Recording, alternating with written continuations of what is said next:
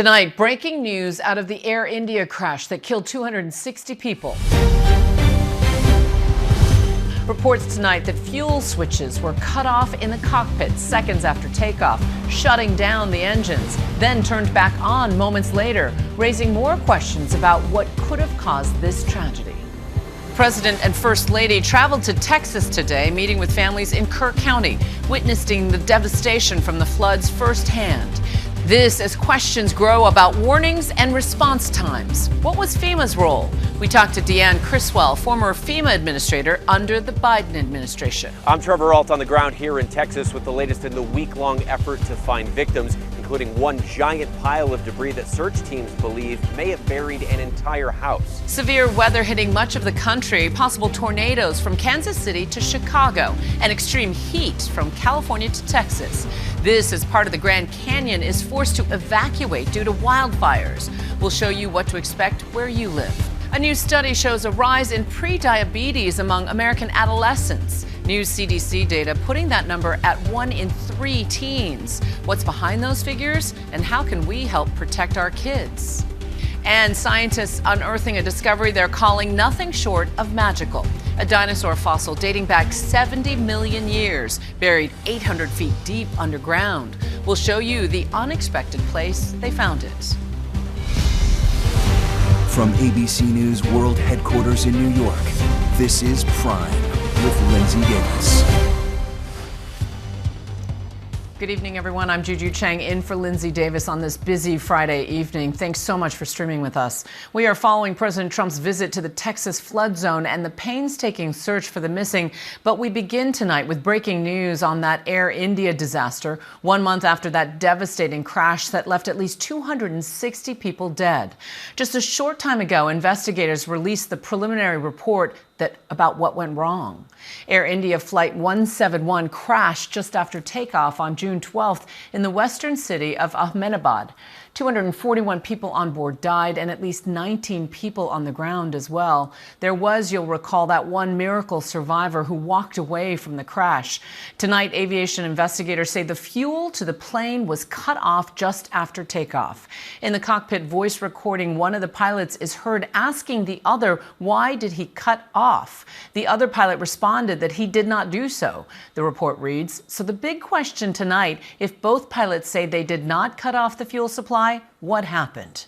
To understand what all this means as investigators look to pinpoint an exact cause of the crash, we are joined now by ABC News contributor and former pilot himself, John Nance. John, a lot of this preliminary report is focused on that plane's fuel cutoff switches. First of all, explain to us what those are and what happens if one of those switches is turned off during takeoff or even mid-flight. Well, they're the fuel and start ignition switches, and they're the heart and soul of the whole matter. When you fire the engine up, that's the last thing you do to put sparks in there and get the engine going. That's the last thing you do at the gate to shut it down. It's a lever lock switch. You have to pull it out and pull it down and put it back in, so you can't accidentally hit it and have it go off or on. So you can't just bump into it. Just how difficult is it to turn these switches off on a big jumbo jet like that? It just takes positive effort. It takes either a human hand or a simian hand, and there were only 2 humans in that cockpit. That's been confirmed now by our Air India. So only one of those hands reached down and turned off those 2 switches. We now know that. There's enough in this report, and it's devastating. There's enough in this report, Juju, to really tell us what we've got as the remaining question, and that is why. And so why is the haunting question. How fast, if at all, can a plane recover from essentially having its fuel cut off mid-flight? It almost did. One of the engines was too far down in terms of winding down the RPM, and the airflow wasn't sufficient, so it couldn't get back up. But the other one, I believe it was number 2 on the right wing, when another hand reached down and turned this back on, the auto start began. It wound up. It almost had enough time, but not quite. They ran out of time and out of tube. And then once these switches are turned off, even though they were turned back on, could anything else have been done to prevent the deadly outcome? I doubt it. I really doubt it. At this point in time, the only thing would have been just a little bit of luck, or maybe waiting another couple of seconds to turn those engines off and a little faster turning them back on. But again, this, for any experienced pilot, there's no question in your mind what's going to happen if you turn these off. So the question in my mind is, was this some sort of mental aberration or was this purposeful? So in other words, was this, in your expert opinion, some sort of mass murder, or was it death by suicide? What might have been the cause? Juju, we've seen this before, unfortunately, around the world. We had the China Southern accident. We've had Egypt Air many years ago. There have been two other examples. And this is very, very frightening to all of us in aviation because it's so difficult to control what our minds can conceive. We also had a pilot try to cut off two engines because of an aberrant thought pattern. That was with Alaska Airlines sometime ago, over a year ago. But the problem is this: we're just in a little box here, and that box says that somebody turned the engines off, and they would have known, since these are two qualified pilots, they would have known what the consequences were. So either there was a mental aberration or it was purposeful. So regardless of why, does this report, in your mind, rule out mechanical failure or a design flaw? Yeah, I think almost totally. Certainly when you talk about everything having been or circling around these two switches in terms of the cause of the accident, this is a feature that every jetliner has in one form or another. So a design flaw is really not something on the table. By the same token, the one brilliant thing about accident investigation is they leave no stone unturned. And the Indians have done a fine job here in this preliminary report. Well, John Nance, as a pilot yourself, as an expert in aviation, we thank you so much for your insights tonight. Thanks. Thank you, Juju. And we're going to turn now to President Trump and First Lady Melania visiting the site of those catastrophic and deadly floods in Texas today. As the grim and painstaking search goes on, tonight more than 160 people still missing. At least 120 are confirmed dead. ABC's Trevor Ault is in Kerrville, Texas. 1 week after deadly floodwaters raged down the Guadalupe River, President Trump touching down in the Texas Hill Country, stunned by the devastation. I've gone to a lot of hurricanes, a lot of tornadoes. I've never seen anything like this. The president and first lady visiting with first responders and grieving families. Dozens and dozens of precious children taken from us with such... I looked at the pictures of almost all of them, and it's terrible. And Trump was asked to respond to those who say warning alerts didn't go out in time and that more people could have been saved. Well, I think everyone did an incredible job under the circumstances. And I just have admiration for the job that everybody did. The president has previously talked of potentially eliminating FEMA, but today he praised the agency's response. Some good people running FEMA. It's about time, right? We get some good ones. They failed us in North Carolina, but when we got in and January 20th, they fixed it up in no time. And thousands are still painstakingly searching for the more than 160 people who remain missing. Rescue teams tell us that in the 150 yards of debris here are the remnants of a house. Now, it's almost impossible to tell, but there are some signs: a roof, a hot tub, some clothes, a children's backpack. And what these search teams tell us is that a family of 3 lived inside that home. The mission today is to dig through all of this and try to find them. And tonight, families paying tribute to the ones they lost far too soon. 8-year-old Hadley Hannah was one of 27 girls and counselors killed at Camp Mystic. Her parents honoring their daughter at a Dallas memorial service. I'll always miss her with every moment of every day with all my heart. Shine bright, Hadley, Rebecca. We will see you soon. The aftermath, so tragic. And Trevor now joins us. And Trevor, we saw those search teams still hard at work with so many people still missing. What are you hearing from them? Well, they're vowing to press forward, Juju, until every person is found. They want each person to have one of those memorial services if possible. But they admit this is almost certainly going to take many, many months with 160 plus people still missing. And the grim reality that they're facing, the deadliness of this tragedy, Juju, not a single survivor has been found since the day of the floods. Juju. Trevor Ault, thank you. For more now on the emergency response, we're joined by the former FEMA administrator under President Biden's administration, Deanne Criswell. Deanne, thanks so much for joining us tonight. Thanks, Juju. I know that you are no stranger to managing disasters, everything that you've seen so far. How do you think FEMA and the federal government did in responding to this emergency? I really want to commend those first responders. They sprang into action and did so much work through the day Friday and continue to do that work to not just help the people in their community, but many of them are probably friends, neighbors, or even loved ones. It's really amazing what our first responders can do and help in these situations. And then I know the Coast Guard did amazing work, right? They did so many rescues in that initial day, in those initial hours, which I think saved so many lives. Now we really have to focus on the recovery and making sure that Texas has all of the right resources to come in there and help them rebuild after this catastrophic event. And there have been a lot of questions about the coordination between federal authorities, local authorities, the alerts, whether or not they went out in time. We know that the head of FEMA, David Richardson, has not been cited in Texas this week or made any public appearances, which reportedly is unusual. What do you make of that?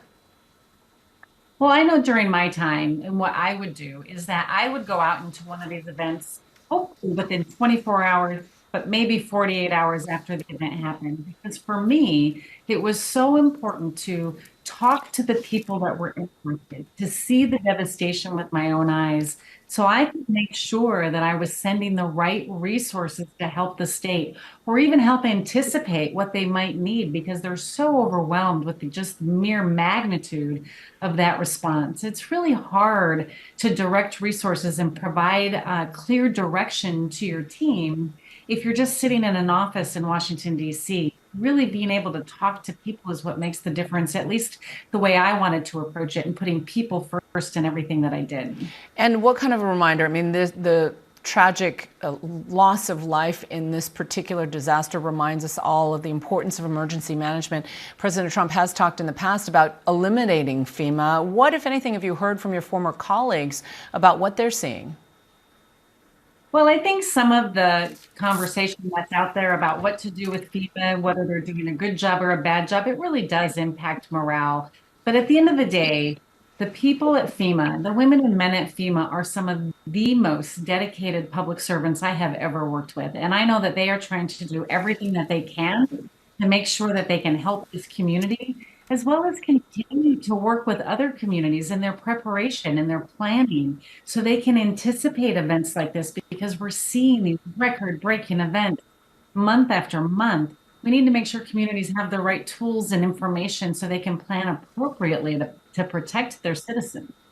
And as we reported today, President Trump was out in the disaster zone, and a lot of talk about, good federal emergency response. You are out with a new op-ed today saying that if we continue down this path of dismantling FEMA, we're not just inviting disaster, we're guaranteeing it. How might this disaster have looked different if FEMA had already been disbanded? Well, I think, the initial response from the state and the local responders is what we always see. Always respond and they manage these disasters. The federal government comes in to support them. And I think we ran into an issue of whether or not FEMA should come in and should we just let the states manage it. And this was a terrible event, but it's a state that actually has a lot of capability. What if something like this happened in a different state and they didn't have those resources to come in right away? And we're trying to decide whether or not FEMA should come in or not. Those are the kind of questions that we had in place before Katrina. We've made so much progress since then. We can't turn the clock back and go back to the pre-Katrina days. We have to be an agile agency to be able to help those communities. Once again, we're seeing the importance of emergency response. Deanne Criswell, thank you so much for joining us. Yeah, thanks, Juju. We're also seeing extreme weather disrupting summer weekend plans across the country once again tonight, from tornado watches from Kansas City to Chicago and extreme heat from California to Texas, and now fire evacuations near the Grand Canyon. Here's Stephanie Ramos. Tonight, dangerous heat and dry conditions fueling the White Sage Fire in Arizona near the Grand Canyon. Authorities expanding the evacuation zones to clear out visitors. Billows of thick smoke rising over the vast canyons as families flee. At least 8,000 acres already scorched. In the Midwest tonight, menacing skies in Iowa as severe storms trigger tornado warnings. Storms also turning the dark skies over Chicago into a light show. More than 700 flights delayed at Chicago O'Hare's airport today. The Caruso family trying to get to Turks and Caicos. It started raining and I was like, oh God, our flight's gonna get canceled. And 10 minutes later, it got canceled. And tonight, authorities in Connecticut say speed and wet roads caused this car to lose control, slamming into a parked emergency vehicle. 2 state troopers inside seriously injured. Steph Ramos, thank you. The FBI is offering a $50,000 reward for a suspect after an ICE raid turned violent. The reward is for this man, who they say fired at federal agents during an immigration raid on a California farm. This comes after shooting incidents at 2 DHS facilities in Texas in recent days. Here's Chief Investigative Correspondent Aaron Katursky. Tonight, the FBI is offering a $50,000 reward for the capture of this man, who authorities say is seen on video firing a gun at federal law enforcement agents during the chaotic immigration raid on a cannabis farm northwest of Los Angeles. ICE agents clashed with protesters and deployed tear gas and smoke canisters. Today, relatives of some of the workers rushed to the gates of the farm to tell those still hiding inside it was safe to come out. This man ushered into a car. Authorities say they arrested about 200 undocumented immigrants at 2 cannabis farms and found 10 minors. Agents posed with them for this photo. 4 protesters are now facing charges, and the search for the man in the video follows a string of violent incidents targeting those carrying out the administration's mass deportation agenda. Tonight, the FBI is issuing a $25,000 reward for this man, who it believes was part of an alleged July 4th plot to ambush correction officers at an ICE detention facility in Texas. 11 others have also been charged. Officials at the detention center say they were lured outside by fireworks aimed at the building and then faced gunfire. 1 local officer was wounded. An assailant who was positioned in the woods shot him in the neck area. This Customs and Border Protection office in McAllen, Texas, also came under fire. A gunman was fatally shot by authorities after he pockmarked the building with dozens of rounds. Our thanks to Aaron Katursky.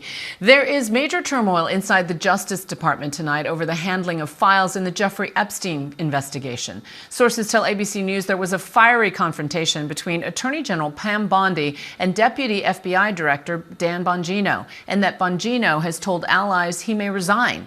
Here's Chief Justice Correspondent Pierre Thomas. Tonight, turmoil at the top levels of the Justice Department.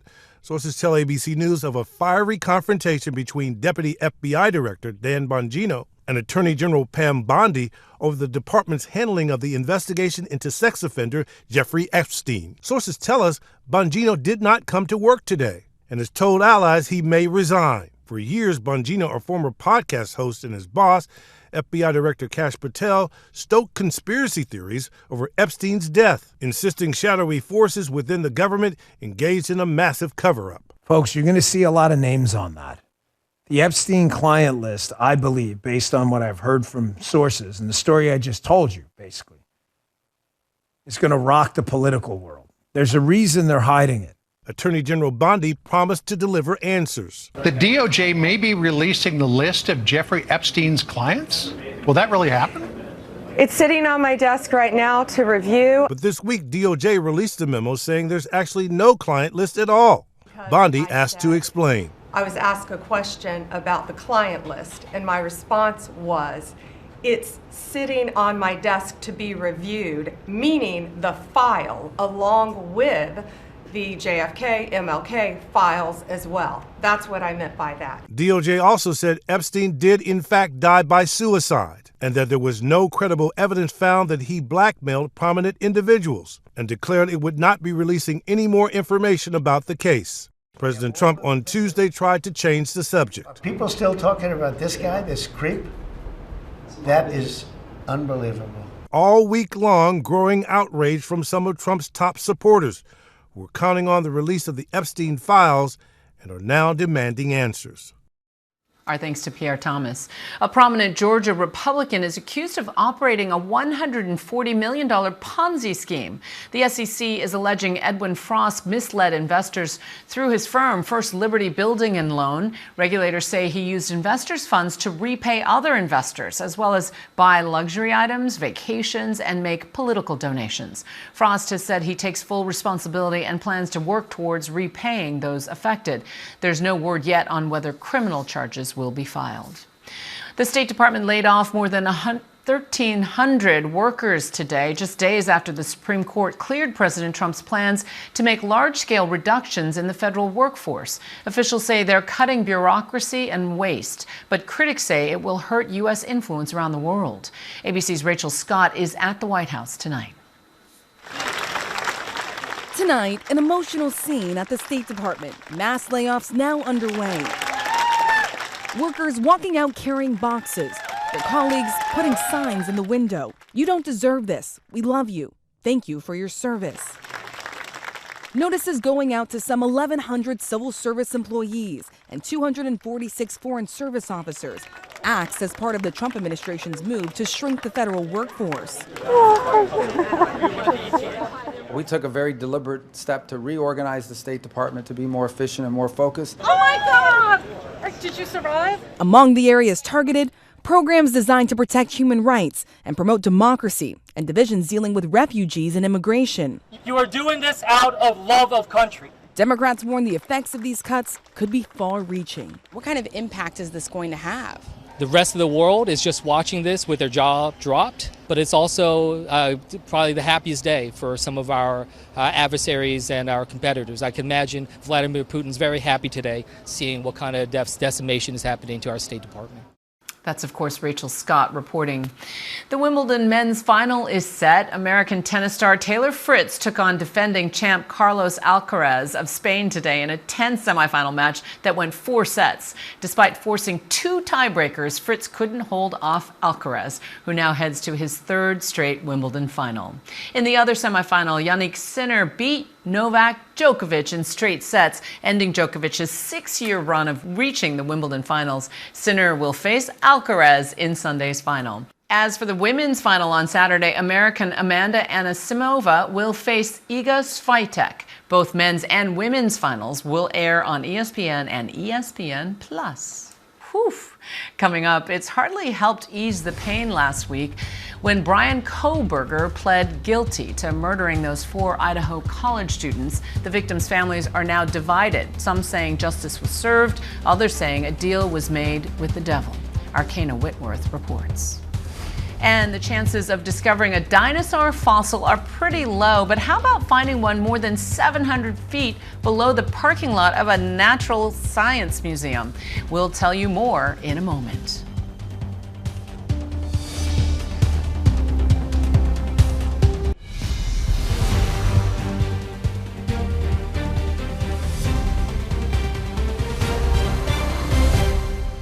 It's the plea deal that shocked the nation. Brian Kohberger admitting to the brutal murders of 4 Idaho college students, allowing him to avoid a full trial and likely the media circus that would follow it. As for the families of the victims, some felt the plea helped them avoid the painful details that would have been revealed. But others were devastated and felt stripped of any chance of justice. Arcana Whitworth has been following the case from the beginning and has the latest. Defendant is present in custody. A stunning admission in an Idaho court. Are you pleading guilty because you are guilty? Yes. In the case that gripped the nation, Brian Kohberger taking a plea deal and admitting to murdering 4 University of Idaho students. Kaylee Gonzalez, Madison Mogan, Xana Kernodle, and Ethan Chapin. The deal enraging some of the victims' parents. Mr. Gonzalez, how are you feeling right now? I'm pretty let down. You're let down, you said? You said earlier that you made a deal, they made a deal with the devil. You still feel that way? Yeah, Brian's the devil. By admitting guilt, Kohberger was spared the death penalty and waived his right to appeal in exchange for consecutive life sentences. It was terrible. We let her down. I let my daughter down with trusting in this. As bad as you could possibly imagine. But other victims' families, like Maddie Mogan, saying they have closure. We support the plea agreement 100%. Since that guilty plea, the family of Kaylee Gonzalez giving new details in a Facebook post alleging Kohberger killed Kaylee by stabbing her many times as well as beating her in the face and head while it was clear that she fought for her life. A new docuseries on Prime Video, One Night in Idaho, the college murders, revealing never-before-heard information about the night of the murders and the days that followed. The question everybody wants answered. is why. Why these 4 kids? Many of the victims' family members and friends speaking for the first time about what they saw in the aftermath of the gruesome murders. Hunter had enough courage to tell them to call the police. Hunter Johnson was the first person to arrive at 1122 King Road just before noon after the murders. I would say as soon as you get there, you know something's wrong. You hear Hunter on the 911 call. Is she breathing? No. How did you remain so calm in that moment? Truly, in my heart, I believe God was with me that day, and he gave me the strength to get through that day. Hunter and his girlfriend, Emily Allant, were close friends with Xana and her boyfriend, Ethan. Ethan was a triplet. His 2 siblings, Hunter and Maisie, also went to school with him. His brother arrived at the King Road house, seeing a large police presence. So I got woken up by my friend, and he's like, there's a ton of cops over at Xana's house. As you were getting dressed, though, and getting ready to go over there, I mean, I wasn't worried or anything at the time because I was like, Ethan was 6'4" and 220 pounds, 230 pounds. Like, he's not a small guy. I was like, oh, he'll be fine. It was when I walked over there, I didn't see him outside. So I figured he was inside helping whoever needed to be helped. And that's because when, that's what Ethan would be doing. That was kind of his person. And then Hunter Johnson came up to me and said, I was like, where's Ethan and Xana? And he's like, they're not here anymore. So what do you mean they're not here anymore? Their mother and father, Stacy and Jim Chapin, had just spent Parents' Weekend in Moscow. It was the most amazing weekend. We could tell that Ethan was serious with Xana. He was with us for 20 years. And there's not one thing that I don't have any regrets whatsoever. He lived the very best. you decided to speak in this documentary as a family. Mm-hmm.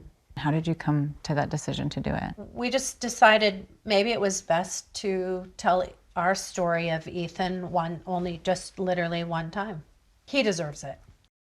He deserves our story of him. It all began the night of November 12th, 2022. Kaylee and Maddie, newly 21 and lifelong best friends, went to a popular campus bar around 10 p.m. They're later seen at the grub truck, laughing, ordering food. Authorities say Xana and Ethan, both 20, were at a fraternity party earlier that same night, arriving home around 1:45 a.m. It would be the last hours of their lives. According to court documents, between 4:22 and 4:24, one surviving roommate texted the other saying she saw a man clad in black. "I'm freaking out right now." No, it's like a ski mask almost. The other surviving roommate texting back, "Run, down here." Prosecutors say Kohberger purchased a K-bar knife like this one from Amazon, along with a sharpener and sheath, and used that to kill the students. The murder weapon was never found, but a sheath containing Kohberger's DNA was found at the murder scene, according to prosecutors. And after nearly 7 weeks, a major break, Kohberger was arrested at his parents' home in Pennsylvania. Are you guys finally feeling safe again, or do you still worry? I struggle still, If he's not home, I don't shower. You grow up not having any fears of it. I mean, I was fearless when I was a kid, and now I fear everything, so. But I just like the wings. The Chapins getting commemorative tattoos saying Ethan is always with them. I love it. He's there. Yeah. For me right there. So Kind of always have him. And though the criminal case is over, the imprint those 4 students left on their loved ones will remain forever.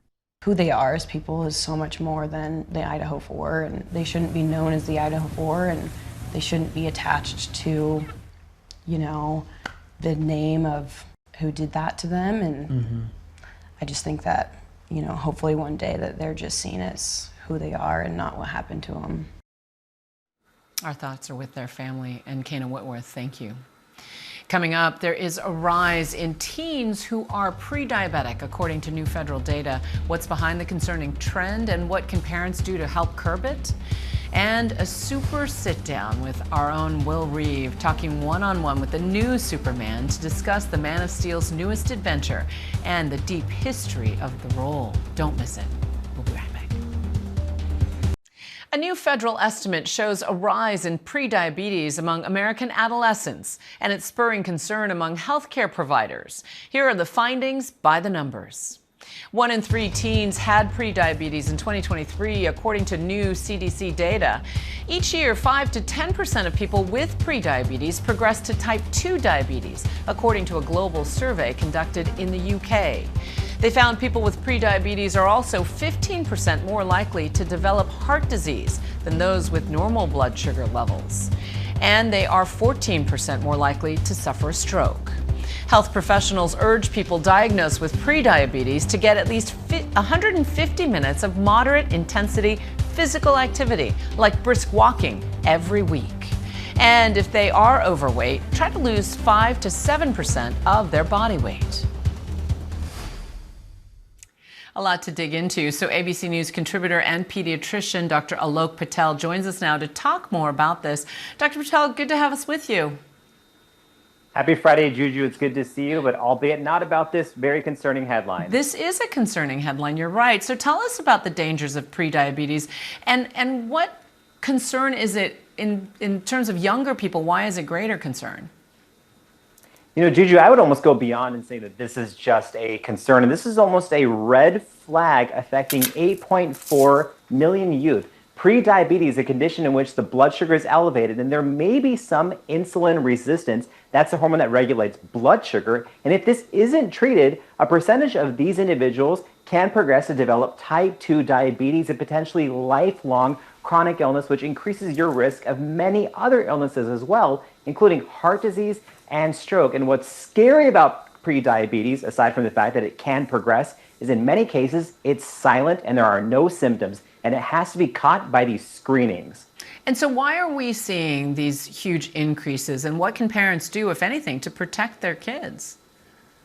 You know, public health experts have seen that these numbers of youth with prediabetes have almost doubled in recent decades, and are potentially attributing this to a rise in ultra-processed, cheap, convenient, tasty food. So a lot of this is related to diet, but also a lack of physical activity. Youths, many of us, live more sedentary lifestyles. And Juju, there's also some other lifestyle factors at play as well, potentially stress and an impending lack of sleep that's affecting this as well. So parents out there, it's more than just telling your kids to eat better. Actually introduce those healthy swaps and model good behavior. Try taking in some family activity time. But I want to say that we can't place all the blame just on teens and families, because we need some societal changes as well as affordable, healthy food options, SNAP programs in schools, and safe neighborhoods for kids to go out, play, and be physically active in. We gave good advice on what to do to prevent it, but what do you do if your children are diagnosed with prediabetes?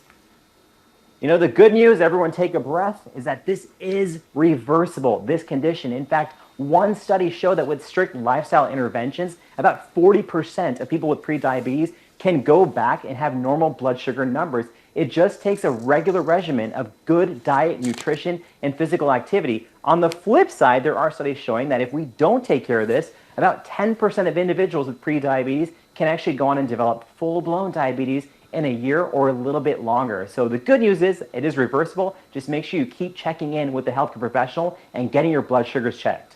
Dr. Patel, always great to get your insights. Thanks so much for joining us. Thank you.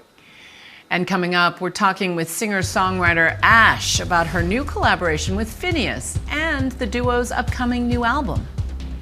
But first, a 75-year-old woman's incredible story of a freak accident in the woods and how she survived. It's remarkable.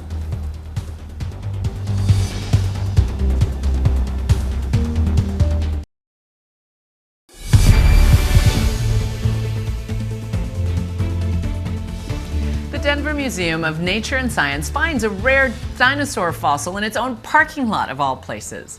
An indomitable 75-year-old crawls 14 hours to save her own life. And guitarist Jack White finally joins the rest of us in the year 2025. These stories and much more in tonight's Rundown.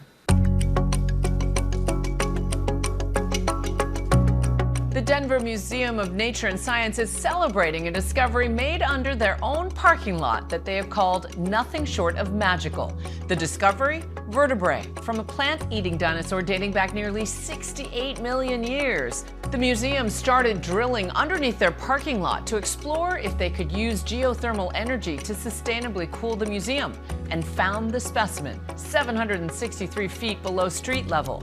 The fossil is the oldest and deepest ever found within Denver city limits and is now on display at the museum. I can take it. I'm counting the days, how many days till I can see you again. Oh. Justin Bieber released his new album Swag today, which features 21 new songs leading up to the new album.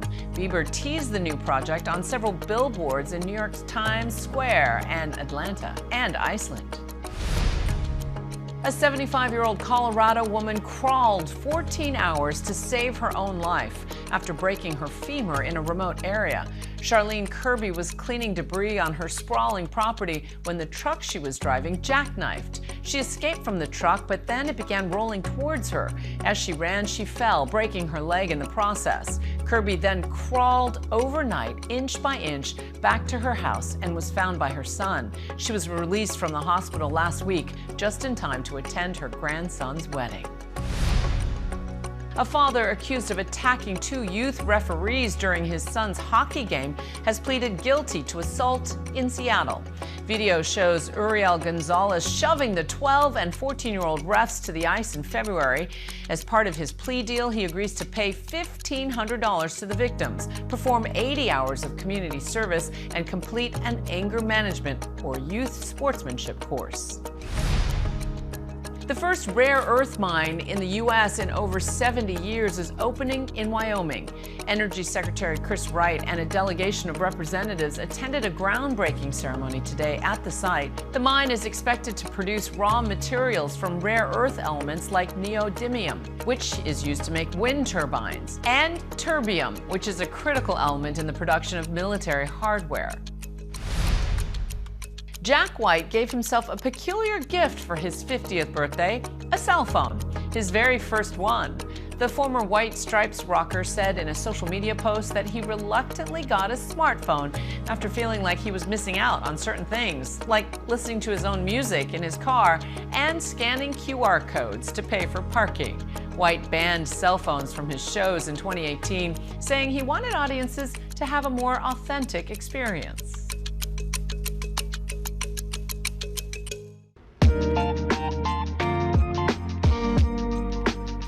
You know, a new era is dawning for singer-songwriter Ashe. This time, it's part of a duo.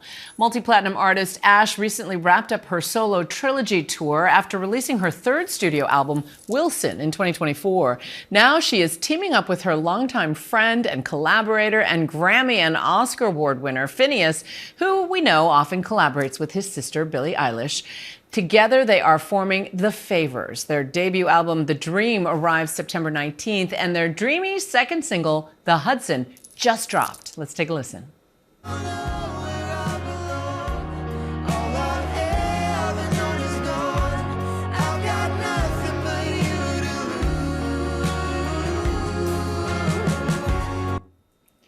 And Ashe joins us now in the studio. Welcome.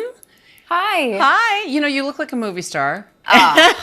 That's nice. Thank you. And I understand that this began as a text to Finneas. That was the origin story.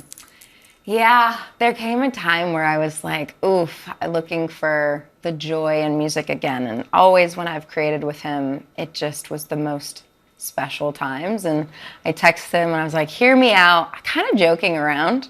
And he texted me back and he said, this solves all my problems. Ooh. Which is the cutest thing he could have said. I can't imagine he has many problems, though. Well, I mean, he's a human. Fair. I think he was feeling a little, from what he told me, he was feeling a little uninspired making music by himself. And then we kind of kicked off our project. And soon after, he started his own album. So it kind of fed into it. But you said you were a little uninspired, too. What made you fall a little bit out of love with music? And what made this make you fall in love again?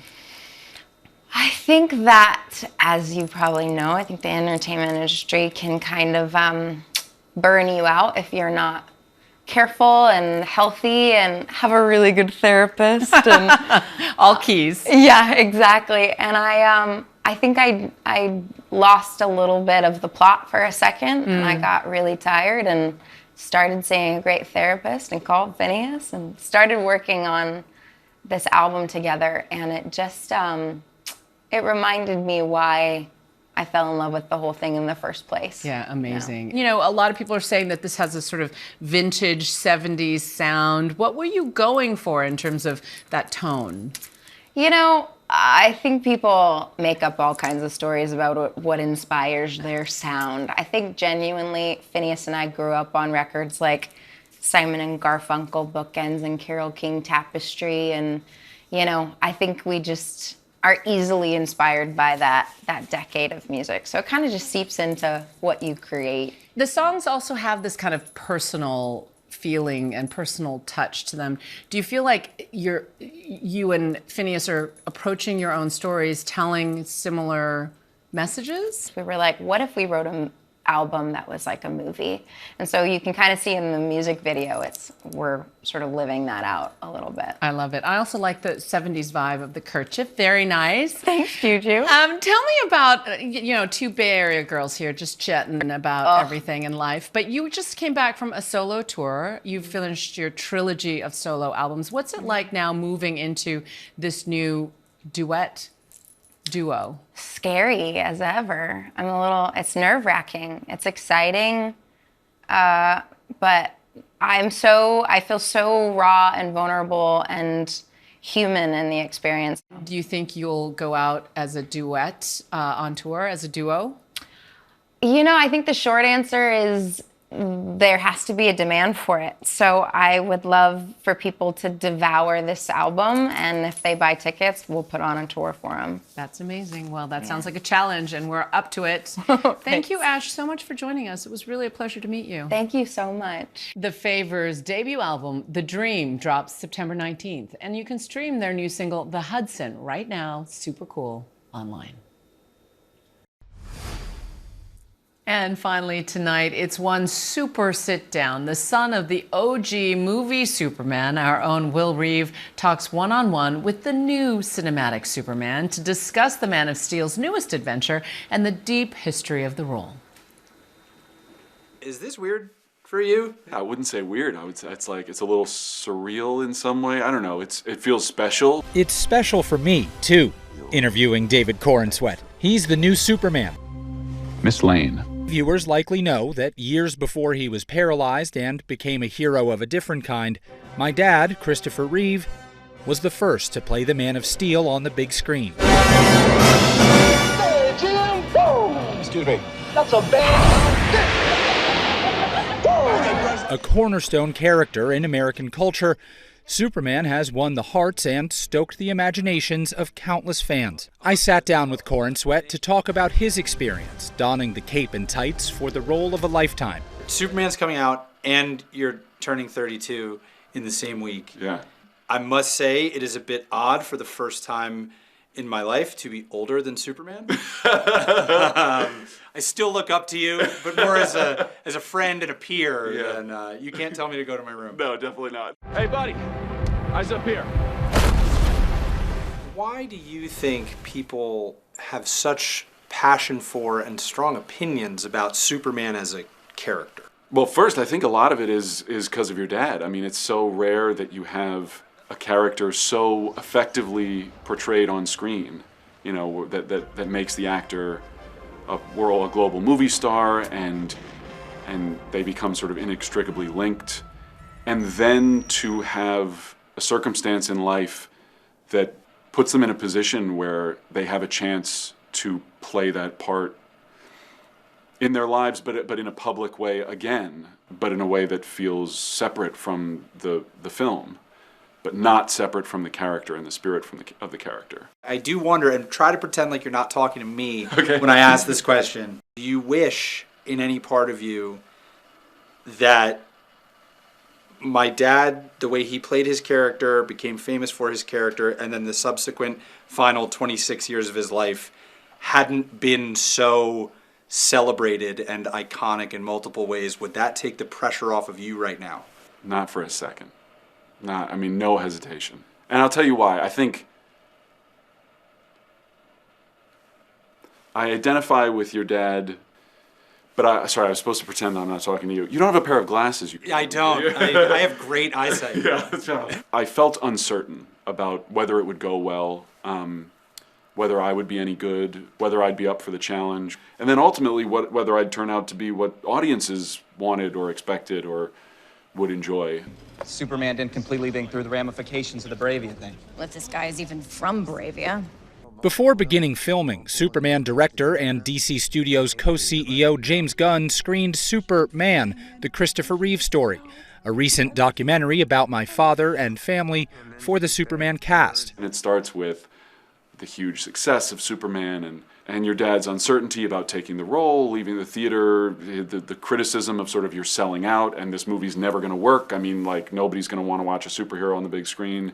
And to think about my own dad, who I lost 6 years ago, I was very close with him, and in moments like this, you often think about he's missing out on this. What would he think about this? I felt so lucky to think of your dad in the same way that I think about my dad, which was sort of not approving of what we were doing, but certainly encouraging us. It's the same feeling I had when you came on set. Everybody's been asking me about what was it like having you around, and the fact that you're his kid is obviously, it means something. And it meant something to me to film a cameo in the movie. They're funded by the Lord Tech Corporation. I play a journalist on a, let's just say, busy day in Metropolis. If my dad were around and you had a chance to talk to him about this role, this experience, what's ahead, what would you say to Christopher Reeve? I think I would say as little as possible. He would be very bored by that. He would want to chat. I know that both their fathers would be deeply proud. Our thanks to Will Reeve. And what a great way to end our show for this hour. I'm Juju Chang. Please stay tuned to ABC News Live for more context and analysis of the day's top stories. Thanks so much for streaming with us.